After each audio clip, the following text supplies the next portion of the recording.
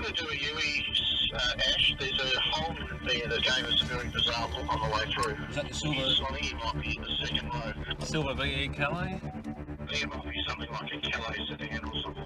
Yeah, I checked it as I drove past because he was looking at us funny. The car in question is stuck ahead at the lights, and while there's not much to go on, Turning left. officers Ash South and Stu Brewer decide to take a look. And left again.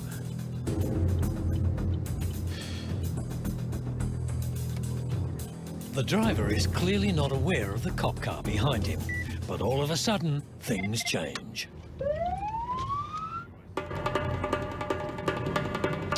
have an evade, I'd suggest. And he's gone down a dead-end street. Oh, yeah.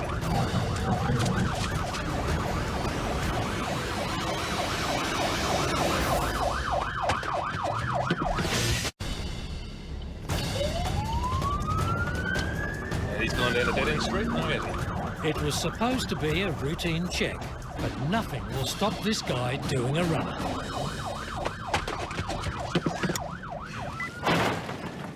As he flees, the driver nudges another unmarked police car, then disappears.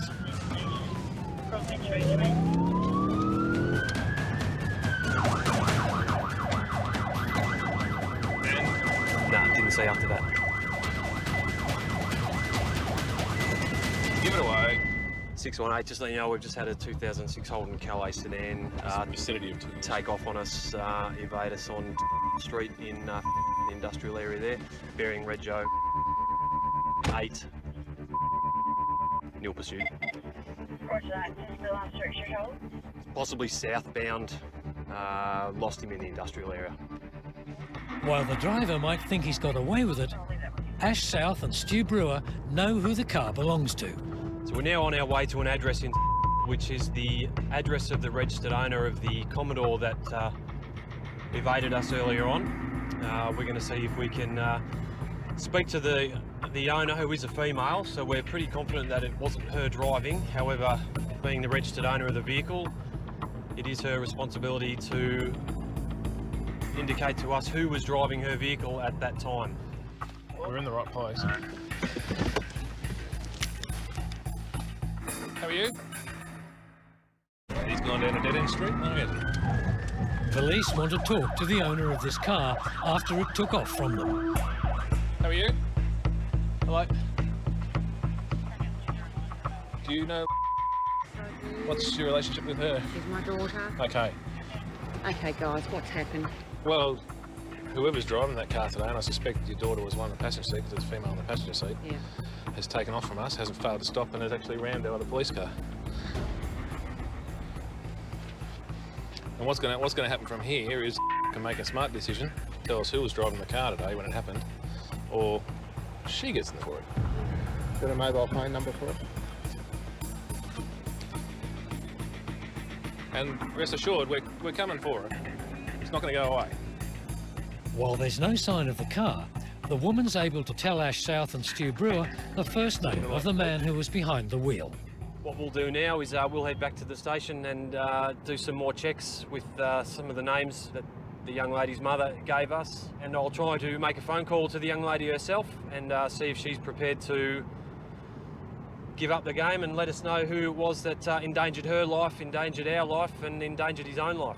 6 days later, Stu returns with Senior Constable Brent Thickens. And it's this one here, and The car's there. looks like the car is there. That's a good start. Hopefully we'll speak to the owner and she'll give us a statement, and we've got a name of a person who was driving the car last week. What we want to do is get a statement and lock him in, and then we'll see if we can go around and speak to him at some point. The car owner's mother takes them to the Holden, where everything points to a cover-up. Yeah, this is it, mate. They've done their best to get the maroon paint off. So that's been punched out. Yeah, the wheels are exactly the same. Yeah. And the plates are different. So we're here to talk to you about the incident last week when this car hit our police car. Under the Road Safety Act, you have certain obligations, right, to tell us who was driving the car if it wasn't you at the time, all right? I know this is hard for you But let's get this straight. Your idiot friend rammed my police car and put me in danger of being injured. Do you really think that your tears mean anything to me at the moment? You don't need to wear this. All right, we know it wasn't you driving. All right? I don't know the last name, I just know the first name. He's put you in danger that day. He's put a few other people in danger, and he could have written your car off. So I don't know how good a friend he is to you, but by you sticking up for him like that, I don't know what you're bothering for. Do you want to lose your licence, mandatory 2-year loss of licence? You don't deserve to cop that. Someone else was driving that car that day, and you know who it is. So you need to tell us who it is, and we can deal with them.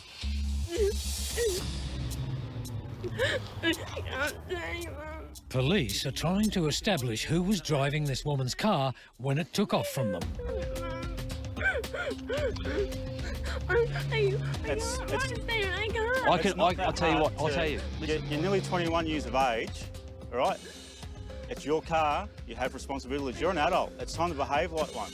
I know that. All right? You don't go ramming police cars and have us go, oh, she's crying, we're going to leave. It's not going to happen. I'm going to go organise a tow truck. You don't understand. What's there to not understand? Explain it to us. You know, so why am I? You have to, listen, you have to because you're the owner of the car. Do you want to lose your licence for 2 years? Do you want to see your car go on the back of a truck and possibly be gone for 6 or 9 months? Is he that good a friend that you're prepared to lose all that for? Finally, she fesses up. Armed with that information, police track him down, but not before he does several other runners. Yeah, he has tied up a lot of time and resources. We've had to make several lines of inquiry to ascertain exactly who it was. We're fortunate that there were very positive IDs on each occasion. We knew we had our man. We knew which person was responsible for each one. And it was only ever a matter of time before we were going to catch up with him. And as it's turned out, you know, you can run from us, but you can't hide.